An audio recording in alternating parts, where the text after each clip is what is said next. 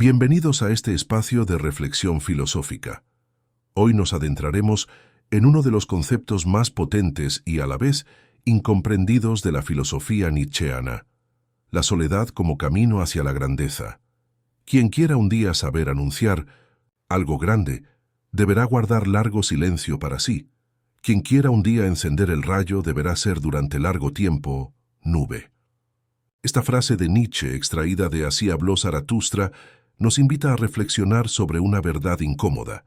La grandeza personal no se forja en la multitud, sino en la soledad deliberada y consciente. Imaginemos por un momento a los grandes creadores de la historia. Mozart componiendo en su estudio, Einstein formulando la teoría de la relatividad, Van Gogh pintando en la soledad de Arles. Todos ellos tuvieron que apartarse del mundo, sumergirse en la soledad para que su genio emergiera. No es coincidencia, es una necesidad existencial que Nietzsche comprendió profundamente.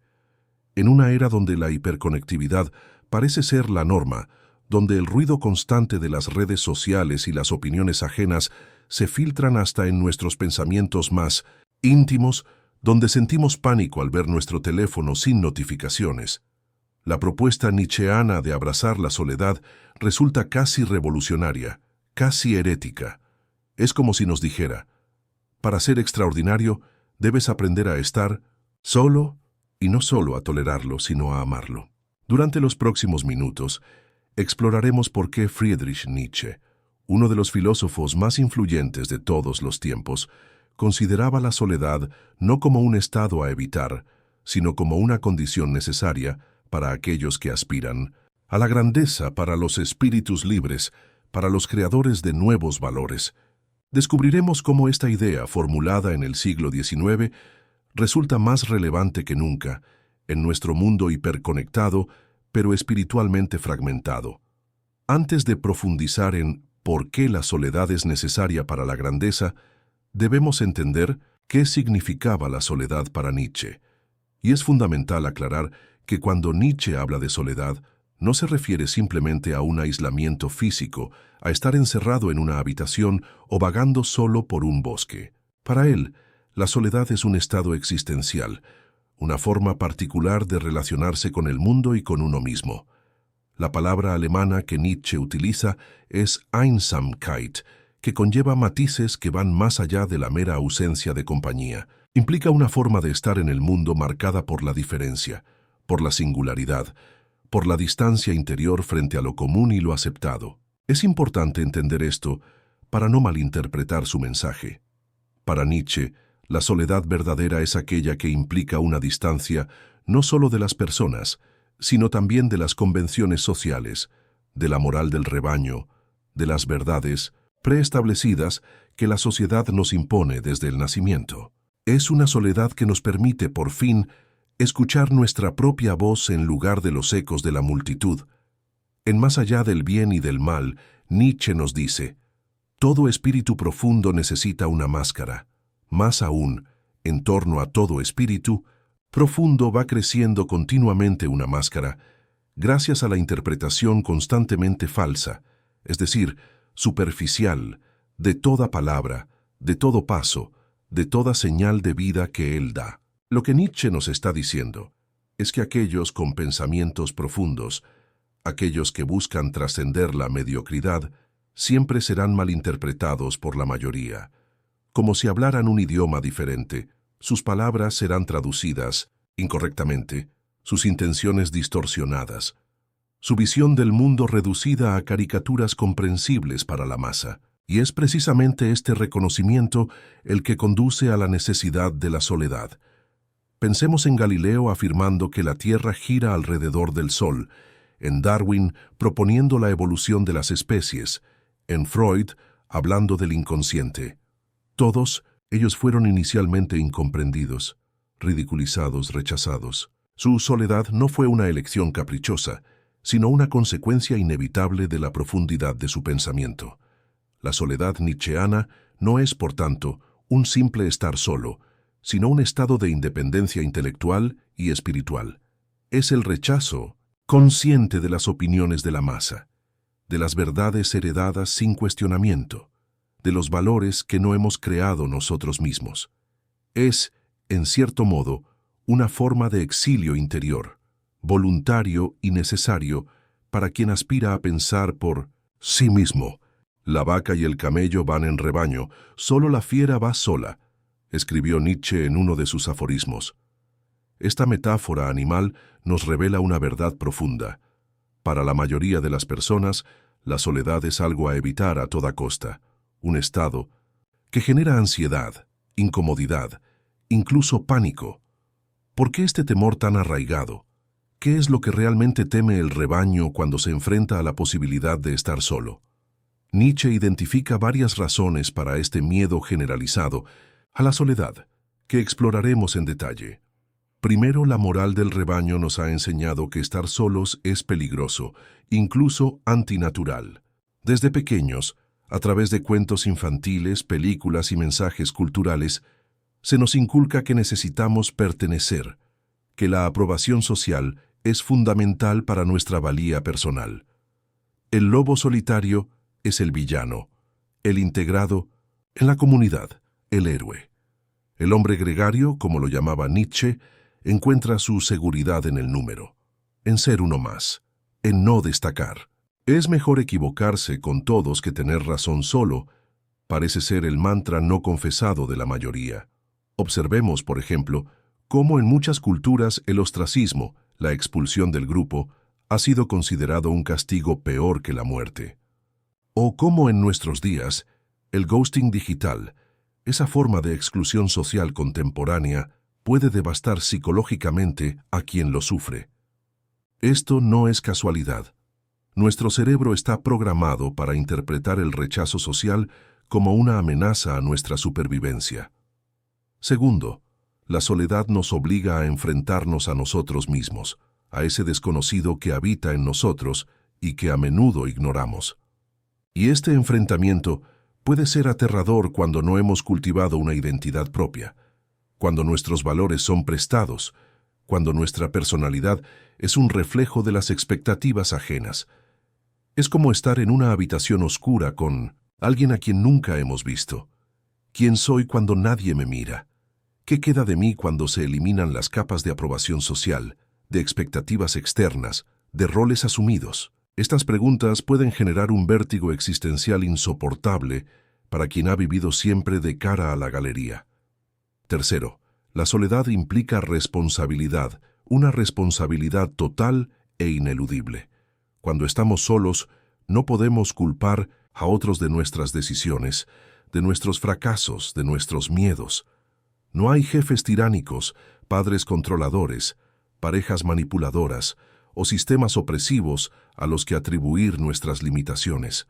La soledad nos obliga a ser autónomos, a asumir las consecuencias de nuestras elecciones. Y esta autonomía, esta responsabilidad total sobre uno mismo, puede resultar una carga demasiado pesada para quien está acostumbrado a diluir su responsabilidad en el colectivo. En La Gaia Ciencia, Nietzsche escribe con claridad meridiana: en la soledad crece lo que uno ha llevado a ella, también la bestia interior.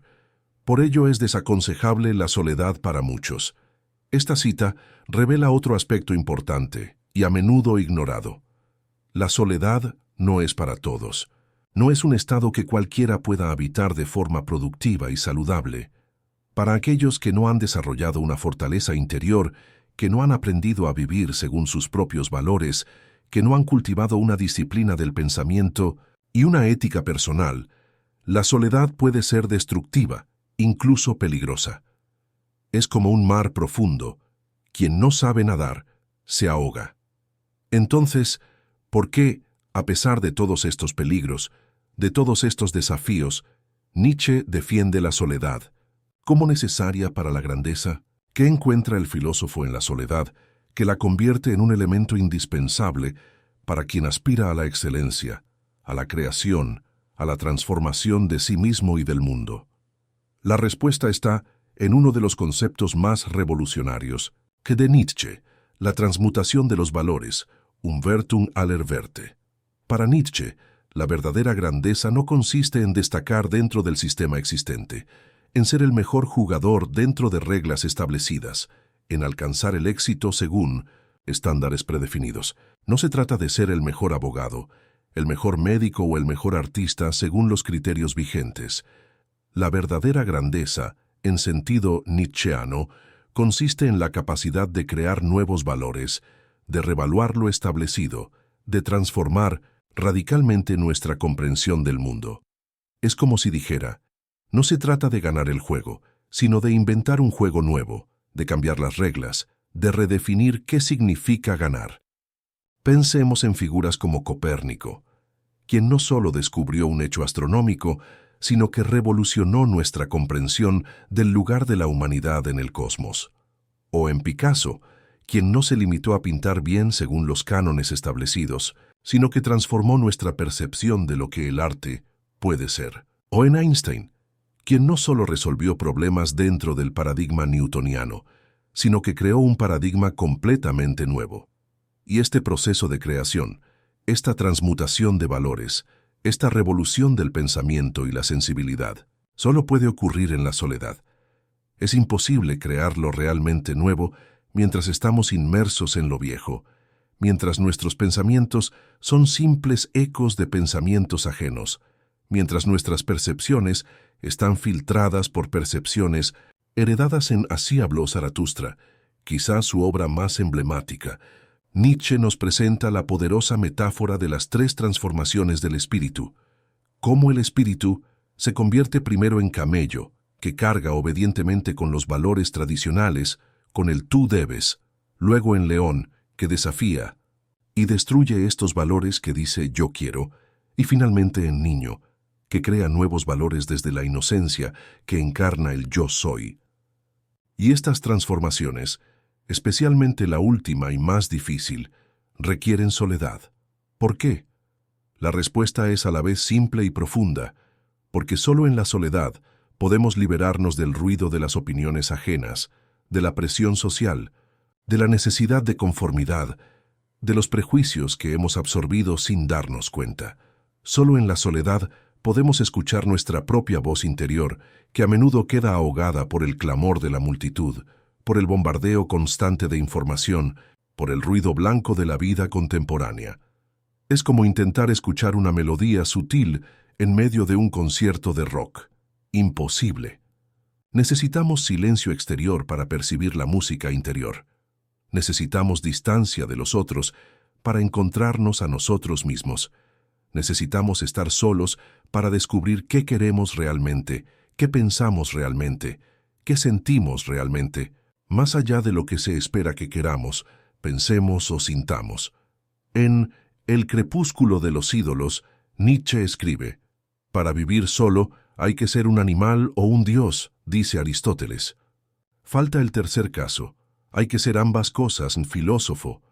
El filósofo, el buscador de la grandeza, debe ser capaz de vivir en esta soledad que para otros resulta insoportable. Debe tener algo de animal, esa conexión con los instintos primarios, con la vida en su forma más inmediata y menos mediada por la cultura. Y algo de Dios, esa capacidad de elevarse sobre lo meramente humano, de ver el mundo desde una perspectiva más amplia, más profunda, más comprensiva.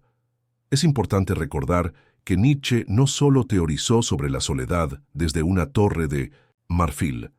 La vivió intensamente, la sufrió, la saboreó, la convirtió en el laboratorio de su pensamiento y en la forja de su carácter. Su relación con la soledad no fue una elección teórica o una postura intelectual. Fue una experiencia visceral que marcó profundamente su vida y su obra. La biografía de Nietzsche nos muestra cómo la soledad fue tanto una elección como una imposición del destino. Tras abandonar su cátedra en la Universidad de Basilea a los 34 años debido a problemas de salud, sufría migrañas devastadoras, problemas digestivos crónicos y una progresiva pérdida de visión, Nietzsche pasó gran parte de su vida adulta en un aislamiento relativo que muchos considerarían insoportable. Lejos de establecerse en un lugar fijo, Nietzsche llevaba una vida nómada, itinerante. Viajaba constantemente entre pequeñas ciudades de Suiza e Italia como Sils Maria, Turín, Génova o Niza, alojándose en modestas pensiones. buscando siempre climas que aliviaran sus dolencias físicas. En estos lugares, a menudo sin más compañía que sus propios pensamientos, escribió sus obras más importantes, las que transformarían el pensamiento occidental del siglo XX. Su correspondencia de este periodo es un testimonio conmovedor de las luces y sombras de esta soledad radical. Sus cartas revelan tanto el dolor como la fecundidad de su aislamiento. Por un lado, la angustia de no ser comprendido, la pena de la separación, la sensación a veces abrumadora de estar solo contra el mundo. Por otro, la libertad intelectual, la intensidad del pensamiento propio, la alegría casi dionisíaca de la creación sin trabas. En una carta particularmente reveladora a su amigo Franz Overbeck, Nietzsche escribe: «Mi vida ahora consiste en el deseo de que todas las cosas sean diferentes de como yo las comprendo, y que alguien haga mis verdades increíbles para mí». Esta confesión, tan honesta como desgarradora, muestra la dualidad esencial de la soledad nietzscheana. Por un lado, le permitió desarrollar su filosofía revolucionaria, alejado de las influencias académicas y sociales de su tiempo, libre de las presiones del conformismo intelectual y de la necesidad de agradar o encajar. Por otro, lo sometió a una prueba constante, a una lucha contra la duda y la desesperación, a la tentación de cuestionar incluso sus propias certezas más profundas. ¿Cuántos de nosotros podríamos soportar que nuestras verdades más preciadas fueran increíbles, incluso para nosotros mismos? ¿Cuántos podríamos continuar pensando, escribiendo, creando, sabiendo que nuestras ideas son demasiado radicales, demasiado nuevas para ser comprendidas por nuestros contemporáneos? Nietzsche lo hizo, y pagó el precio con una soledad que a veces rayaba en la desolación. Y sin embargo es precisamente esta lucha en soledad la que forjó su grandeza. Sin su aislamiento, sin su distanciamiento del rebaño, sin esos largos paseos solitarios por las montañas suizas o por las calles de Turín, Nietzsche no habría podido concebir ideas tan radicales como la muerte de Dios, el eterno retorno, la voluntad de poder o el superhombre, Übermensch. Su soledad no fue solo un estado, fue un método, un camino, un crisol donde se fundieron los metales que darían forma a un pensamiento revolucionario. La vida de Nietzsche nos enseña una lección vital. La grandeza a menudo tiene un precio, y ese precio suele pagarse en soledad. Como él mismo escribió, para lo que se hace por amor siempre se está más allá del bien y del mal. Y Nietzsche amaba el pensamiento, la verdad, la vida en su forma más intensa y auténtica, lo suficiente como para aceptar la soledad que este amor exigía. Ahora bien, sería un grave error interpretar el mensaje de Nietzsche como una simple apología del aislamiento, como una invitación a encerrarse en una torre de marfil o a cultivar un rechazo misantrópico hacia los demás. Nada más lejos del pensamiento nietzscheano, que es en esencia una filosofía de la afirmación, de la vida, de la potencia creadora.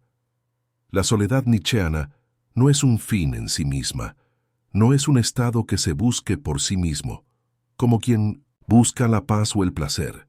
Es más bien un medio para la creación, para la superación, para la grandeza. Es una herramienta, un laboratorio, un campo de batalla donde se libra el combate decisivo del espíritu contra sus propias limitaciones y contra las imposiciones externas. Hay muchas formas de soledad que Nietzsche rechazaría categóricamente.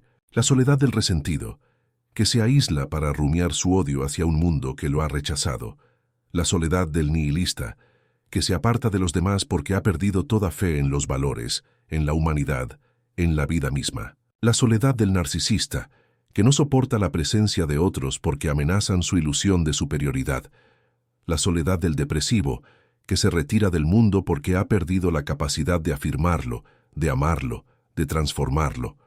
Una soledad que no conduce a la creación, que no está al servicio de la vida y la afirmación, que no culmina en una nueva forma de relacionarse con el mundo, en una transformación de sí mismo y de los valores, no es la soledad que Nietzsche preconiza. Es, en el mejor de los casos, una caricatura, una sombra, un malentendido. En el peor, una enfermedad, una negación, una forma de muerte en vida. En un pasaje revelador de La Gaia Ciencia, uno de sus libros más luminosos y afirmativos, Nietzsche advierte: «Ten cuidado con la soledad. Para quien no es amigo de sí mismo, la soledad es una seductora mala». Esta advertencia es crucial. La soledad puede convertirse en una trampa, en un laberinto sin salida, en un pozo de desesperación cuando no va acompañada de un proyecto afirmativo, de una voluntad creadora, de un amor por la vida en todas sus dimensiones, incluso las más dolorosas o problemáticas. Porque la soledad nietzscheana, la soledad que conduce a la grandeza, no es una huida del mundo, sino una forma distinta de habitar en él. No es un rechazo de la vida, sino una búsqueda de una vida más intensa, más auténtica, más propia. Es como el retiro del arquero que se aleja unos pasos para tomar impulso y tensar mejor el arco. Su alejamiento no es un fin, sino un medio para dar en el blanco con más precisión y fuerza. Recordemos que Zaratustra, el profeta ficticio que Nietzsche crea como portavoz de sus ideas más profundas, baja de la montaña después de 10 años de soledad. Su aislamiento no fue permanente, no fue una renuncia al mundo, sino una preparación para transformarlo. He aquí, estoy hastiado de mi sabiduría, como la abeja que ha recogido demasiada miel. Necesito manos que se extiendan hacia mí, dice Zaratustra al comienzo de su periplo. La soledad que ha alimentado su sabiduría debe ahora convertirse en comunicación, en enseñanza, en relación con los otros, aunque sea una relación difícil, incomprendida, conflictiva. Si Nietzsche, ese agudo diagnosticador de la cultura occidental, pudiera contemplar nuestra sociedad contemporánea, ¿qué diría de esta era digital donde paradójicamente la soledad física es cada vez más común, pero la verdadera soledad intelectual y espiritual parece más difícil que nunca? ¿Cómo interpretaría este mundo donde nunca estamos completamente solos, pero casi nunca estamos completamente presentes? Probablemente vería con una mezcla de fascinación y horror cómo la hiperconectividad ha intensificado lo que él llamaba la moral del rebaño. Las redes sociales, con sus mecanismos de validación instantánea, sus burbujas de filtro y sus algoritmos que premian la conformidad y castigan la divergencia, han amplificado exponencialmente el ruido que ahoga nuestras voces interiores. La presión para conformarse, para pensar, sentir y expresarse según los patrones aceptados, se ha vuelto aún más insidiosa en un mundo donde todo se comparte, se expone, se comenta y se juzga constantemente. Observaría con preocupación cómo la llamada cultura de la cancelación funciona como un moderno ostracismo que castiga a quienes se atreven a cuestionar las verdades aceptadas o a explorar territorios prohibidos del pensamiento.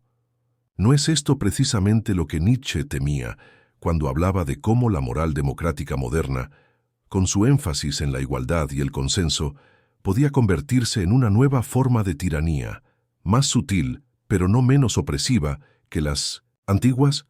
Vería también cómo la atención, ese recurso limitado y precioso que es la materia prima del pensamiento profundo, se ha convertido en una mercancía que se compra y se vende. Nuestros dispositivos, diseñados para capturar y mantener nuestra atención a toda costa, nos mantienen en un estado de distracción constante, de conexión superficial, de pensamiento fragmentado. En este escenario, la concentración prolongada, la reflexión profunda, el diálogo interno sostenido, todos ellos requisitos para el pensamiento original, se vuelven cada vez más difíciles, casi actos de resistencia. Y sin embargo, o quizás, precisamente por todo esto, Nietzsche probablemente insistiría en que la soledad, esa soledad interior, esa independencia de espíritu, ese distanciamiento crítico frente a las opiniones establecidas, se vuelve no solo necesaria, sino urgente para quienes aspiran a la grandeza en la era digital. Porque la verdadera grandeza, hoy como en tiempos de Nietzsche, no consiste en acumular seguidores, me gusta, retweets o visualizaciones, sino en la capacidad de pensar por uno mismo, de crear valores propios, de vivir según una ley que uno mismo se ha dado. Pensemos en cómo las figuras realmente transformadoras de nuestra era, desde Steve Jobs hasta Satoshi Nakamoto, el creador anónimo de Bitcoin, han sido personas capaces de distanciarse del consenso, de imaginar posibilidades que la mayoría ni siquiera podía concebir, de mantener la fidelidad a su visión incluso cuando ésta iba contra la corriente dominante. No es casualidad que muchos de los innovadores más radicales de nuestro tiempo sean conocidos por su relativa indiferencia hacia la aprobación social, por su disposición a ser incomprendidos, por su capacidad para soportar la soledad que conlleva ver el mundo de manera diferente. La grandeza en el sentido nietzscheano sigue siendo fundamentalmente incompatible con la necesidad constante de aprobación social, con la dependencia de las opiniones ajenas, con el miedo a quedarse solo con los propios pensamientos. Y esto es quizás más cierto hoy que nunca, cuando los mecanismos de conformidad social operan 24/7, cuando la presión para adaptar nuestros pensamientos, sentimientos y expresiones a lo aceptable, a lo políticamente correcto, a lo que no ofende a nadie, es constante y omnipresente. En este sentido, la soledad nietzscheana se convierte en un acto de resistencia en la era digital. Apagar el teléfono, desconectarse de las redes, crear espacios y tiempos donde solo estamos nosotros con nuestros pensamientos, donde podemos escuchar nuestra propia voz sin la interferencia constante de las voces ajenas, donde podemos desarrollar ideas que van contra la corriente sin la presión inmediata de la crítica o el rechazo. Estos actos simples pero cada vez más difíciles son hoy pequeñas revoluciones, pequeños actos de afirmación de nuestra autonomía espiritual e intelectual. Ante este panorama, surge una pregunta práctica, vital. ¿Cómo podemos cultivar esta soledad creativa, esta soledad necesaria para la grandeza, en un mundo que parece conspirar sistemáticamente contra ella? ¿Cómo podemos desarrollar esa independencia de espíritu, ese pensamiento propio, esa capacidad de distanciamiento crítico que Nietzsche consideraba indispensables para la creación de valores nuevos, para la superación de lo establecido, para la realización de nuestro potencial más elevado? Nietzsche, a lo largo de su obra, nos ofrece diversas pistas, sugerencias, estrategias que podemos adaptar a nuestro contexto contemporáneo. Primero, aprender a desconfiar sistemáticamente de las verdades aceptadas, de las opiniones mayoritarias, de los valores heredados sin cuestionamiento. Esta desconfianza no es simple negatividad o rebeldía adolescente. Es una forma de higiene intelectual, de defensa contra la tiranía del consenso. La convicción es un prejuicio más peligroso que la mentira, nos dice Nietzsche en Humano, demasiado humano, y es que la mentira, al menos, se presenta como lo que es. La convicción, en cambio, se disfraza de verdad, se impone como incuestionable, cierra el camino a la duda y la exploración. En términos prácticos, esto significa preguntarnos constantemente: ¿por qué creo lo que creo? ¿De dónde vienen mis valores? ¿Qué evidencia tengo para sostener esta opinión? ¿Estoy defendiendo esta posición porque realmente la considero verdadera o porque temo las consecuencias sociales de cuestionarla? Este tipo de preguntas, aparentemente simples, son en realidad actos de valentía intelectual que abren espacios de soledad creativa en medio del conformismo general. Segundo, desarrollar lo que Nietzsche llamaba patos de la distancia. Esa capacidad de separarse emocionalmente de la masa, de no buscar constantemente su aprobación, de no medir nuestro valor por sus estándares. Este patos implica una cierta indiferencia hacia las recompensas sociales inmediatas, el aplauso, el reconocimiento, la popularidad, la inclusión. No se trata de despreciar a los demás, sino de liberarse de la dependencia emocional respecto a sus juicios. En nuestra vida cotidiana, esto puede significar aprender a disfrutar de actividades solitarias, a valorar el tiempo que pasamos con nosotros mismos, a no sentir angustia cuando nuestras opiniones divergen de las del grupo, a no experimentar FOMO, Fear of Missing Out, cuando decidimos no participar en alguna actividad social para dedicar tiempo a nuestros propios proyectos y reflexiones. Tercero, practicar el pensamiento propio, el cuestionamiento radical, la honestidad intelectual implacable. No hay hechos, solo interpretaciones, nos recuerda Nietzsche, y debemos atrevernos a crear nuestras propias interpretaciones, a mirar el mundo con nuestros propios ojos, a pensar lo impensable, a explorar territorios prohibidos, a formular preguntas incómodas. En la práctica, esto implica dedicar tiempo regularmente a la reflexión profunda, a la lectura crítica, a la escritura personal.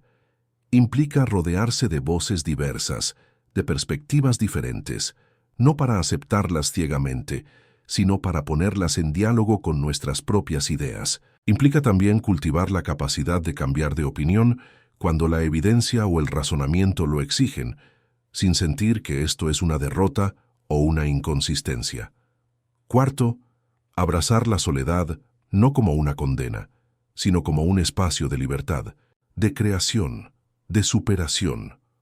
Uno debe aprender a amar la soledad, esta amiga dura y severa, escribe Nietzsche. Esta es quizás la tarea más difícil, especialmente en una cultura que estigmatiza la soledad, que la presenta como un fracaso social, como una carencia. En términos concretos, debemos crear deliberadamente espacios y tiempos de soledad en nuestras vidas. Períodos sin teléfono ni redes sociales, momentos de silencio y contemplación, días o incluso semanas de retiro si es posible. Pero más allá de estos aspectos logísticos, debemos trabajar en nuestra relación emocional con la soledad. Aprender a verla no como un vacío a llenar urgentemente, sino como un lienzo en blanco donde podemos crear, como un terreno fértil donde pueden germinar ideas nuevas, como un espacio de libertad donde podemos ser auténticamente nosotros mismos.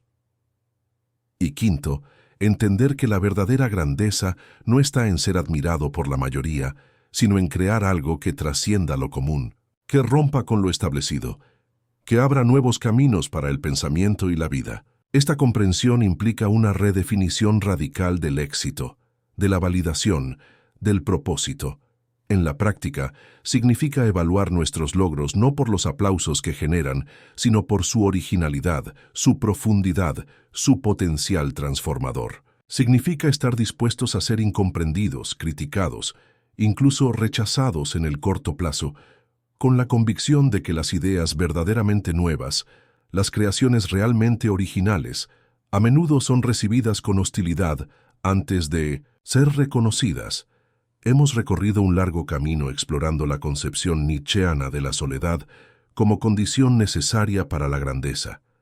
Hemos visto cómo Nietzsche distingue entre diversas formas de soledad, valorando aquella que conduce a la creación, a la independencia espiritual, a la transformación de los valores. Hemos comprendido por qué la mayoría teme este estado, cómo el propio Nietzsche lo experimentó en su vida, qué peligros conlleva una soledad malentendida, cómo se manifiesta esta problemática en nuestra era digital y qué estrategias podemos adoptar para cultivar una soledad creativa.